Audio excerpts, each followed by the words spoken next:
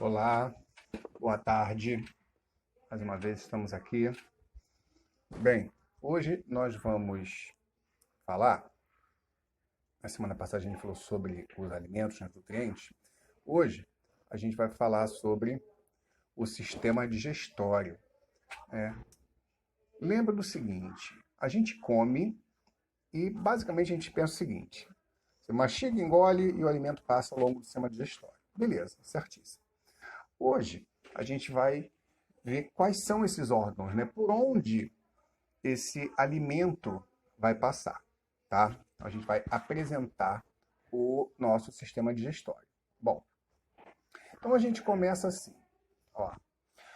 Uma visão geral dos órgãos do sistema digestório, tá?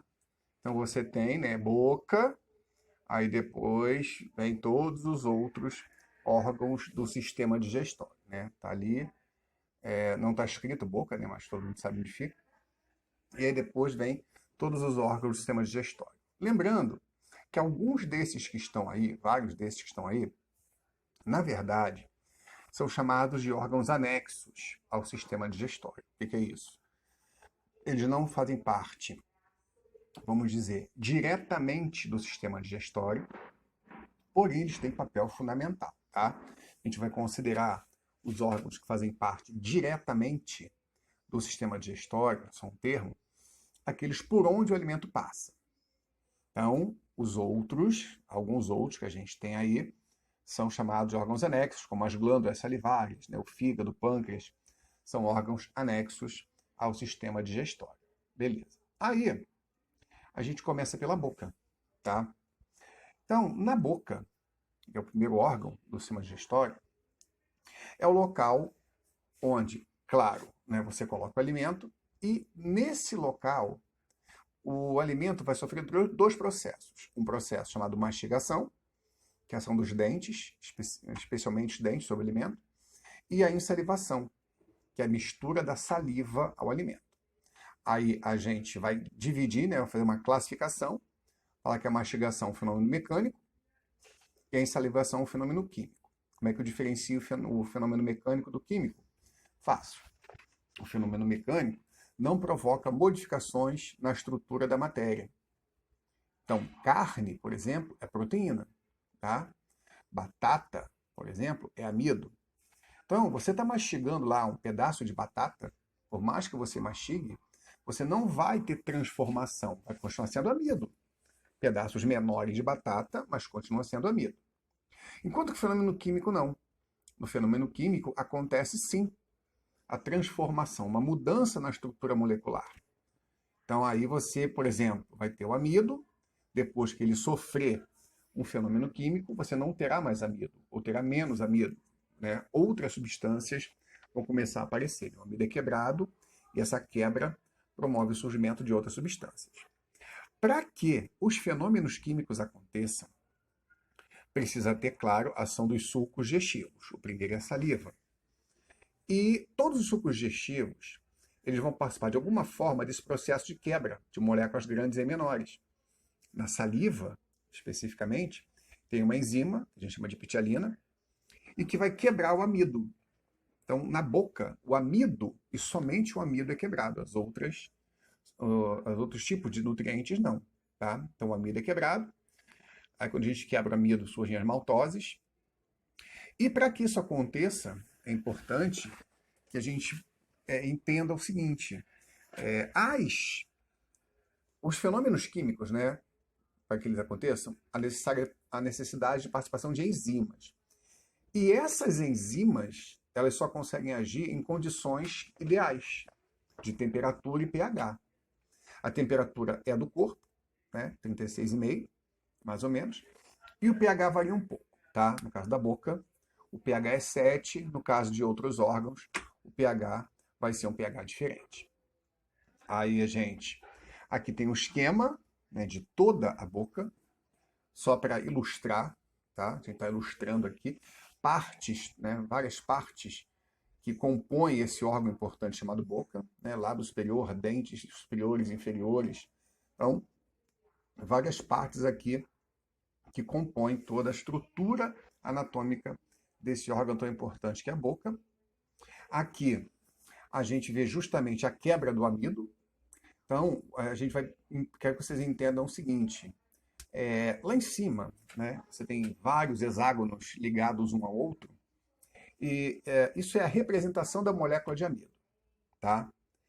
A enzima, a amilase salivar, também chamada de pitialina, vai agir ali, vai quebrar ligações.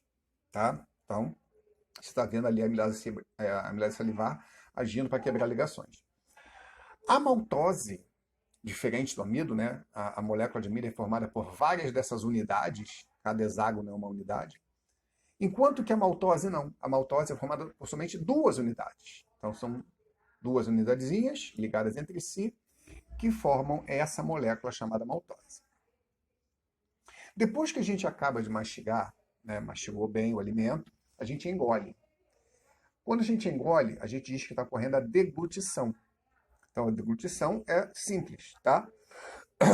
É somente a passagem do bolo alimentar da boca pela faringe, né? Sai da boca, passa pela faringe. Então, a passagem do bolo alimentar pela faringe, a gente chama de deglutição. E como também não tem nenhuma alteração molecular, a gente diz que é também um fenômeno mecânico da digestão. Aí aqui a posição da faringe, tá? Aquela abertura lá atrás, né? Você abre a boca, se você iluminar, você vê lá no final. Essa abertura é a faringe. Depois da faringe vem o esôfago. O esôfago é um tubo longo que vai conectar a faringe ao estômago. E quando o bolo alimentar chega ali no esôfago, esse esôfago começa a se mexer. Esse movimento do esôfago a gente chama de movimentos peristálticos, e vão empurrar o bolo alimentar em direção ao estômago. Tá? E também não acontecem alterações moleculares, então os movimentos peristálticos também são fenômenos mecânicos da digestão. Aqui a posição do esôfago, tá? Para a gente, né, ilustrar um pouquinho. Esse tubo longo, desde a faringe até o estômago. E aqui a representação dos movimentos peristálticos, né? São contrações e posteriormente relaxamentos, empurrando esse bolo alimentar sempre em direção ao estômago, vai empurrando sempre em direção ao estômago. O alimento então vai chegar ao estômago. Lá, né, aí você está vendo um corte do estômago, né, como se a gente cortasse o estômago ao meio. Então esse saco, essa estrutura em forma de saco é o estômago. Antes o esôfago, depois o intestino delgado, tá? Então, dentro do estômago, a gente vai observar também um processo de digestão química. Química porque tem transformação na estrutura molecular. No estômago, o suco digestivo é chamado suco gástrico, diferente lá da saliva, né, que atua em pH 7, esse atua em pH 2, tá? A enzima presente no suco gástrico, que é a pepsina, atua em pH 2, e essa enzima vai pegar as proteínas, vai quebrar em partículas menores, que a gente chama de peptídeos. Então a gente observa aqui, né, do lado esquerdo, você está vendo uma molécula representando a proteína, tá? E do lado direito, depois da quebra, os peptídeos. E aí esses peptídeos são frações menores, podendo ter 2, 3, 4, 5 aminoácidos, tá? Então cada bolinha dessa é um aminoácido. Você vê que as proteínas são vários aminoácidos ligados, os peptídeos são poucos aminoácidos ligados um ao outro. Depois vem o intestino delgado, e o intestino delgado a gente pode dividir, né, anatomicamente em duodeno, que é a primeira porção, e jejunoíleo, que é a segunda porção, tá? É um órgão também em forma de tubo, é bem longo, muito longo, e todo enovelado dentro do nosso abdômen. Tá? Então, o intestino delgado é bastante comprido. No intestino delgado, diferente também da boca e do estômago, onde a gente só encontra um suco digestivo, né? Na boca, saliva, no estômago, suco gástrico, aqui a gente vai observar são de 3 sucos digestivos. Tá? O suco biliar, pancreático e entérico. Cada um desses sucos ele vai ter um papel importante. O suco biliar, apesar de não ter enzimas, então quer dizer, por ação do suco biliar não vai haver quebra de moléculas, ele é fundamental pelo seguinte, os lipídios, gorduras, por exemplo, eles precisam de uma preparação antes que ocorra a sua quebra. Tá? Para quebrar a molécula de lipídio, tem que haver uma preparação. E essa preparação ela é feita pelo suco biliar.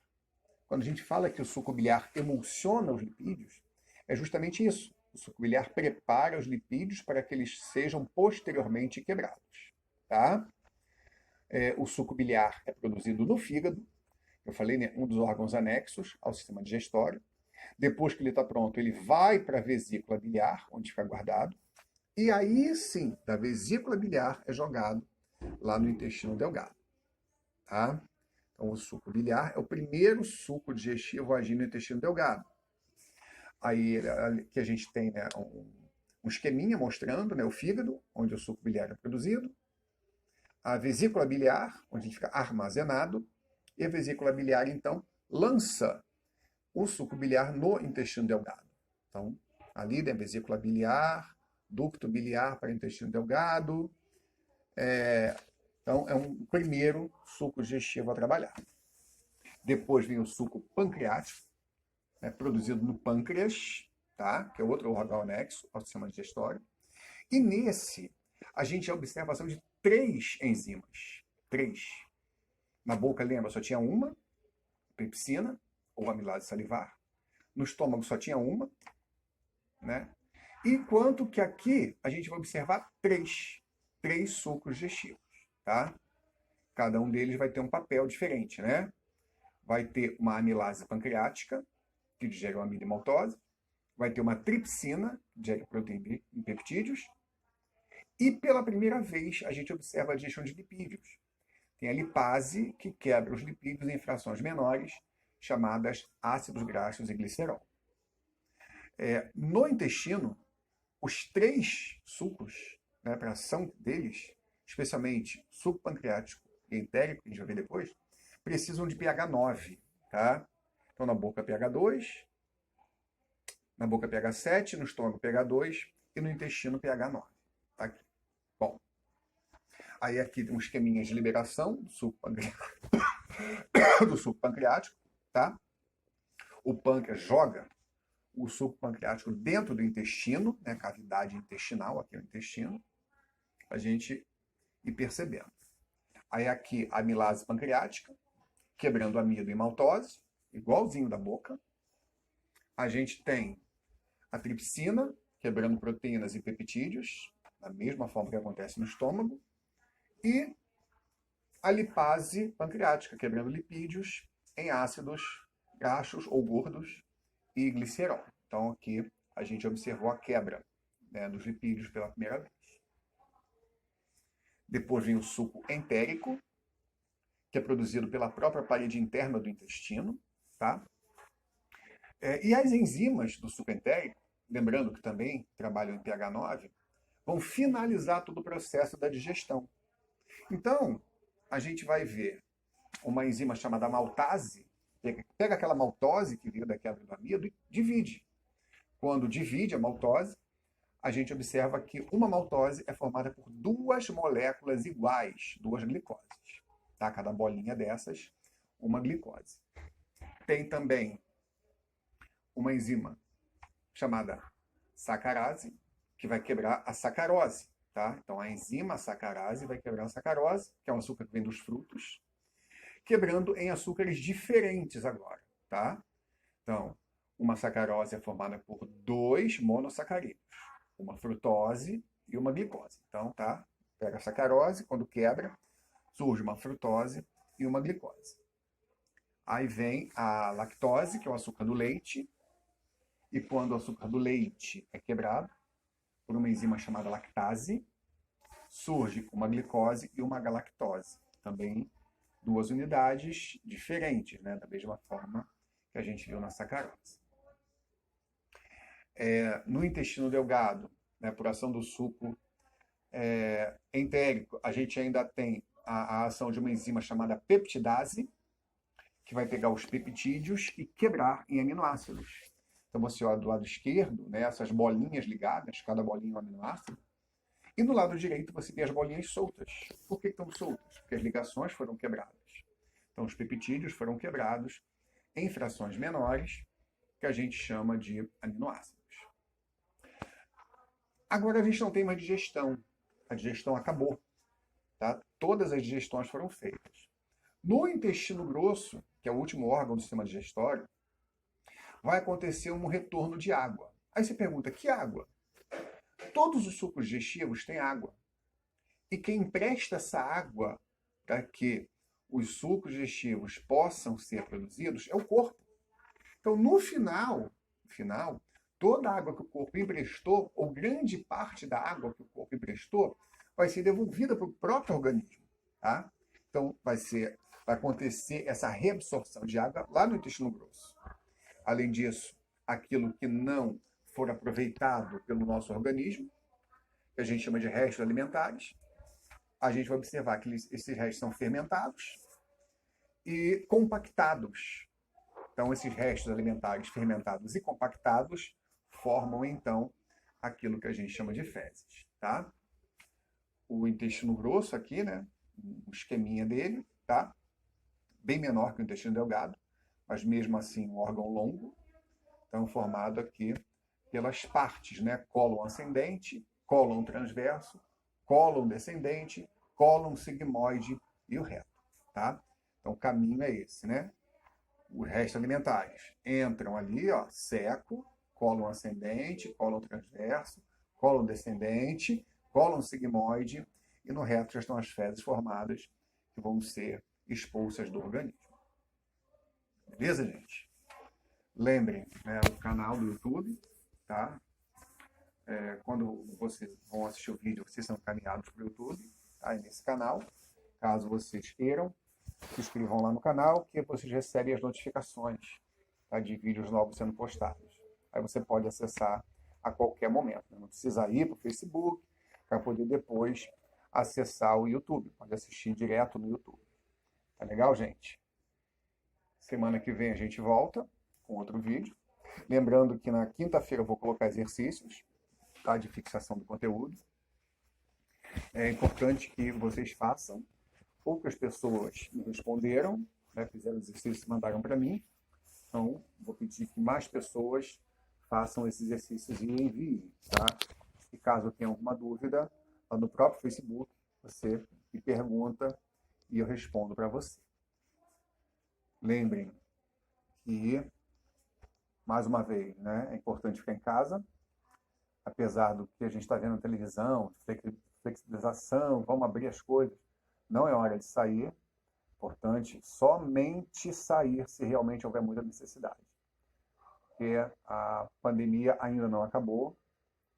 A gente já tem que se cuidar bastante. Legal, gente? Então, tudo de bom aí para vocês. Até uma próxima.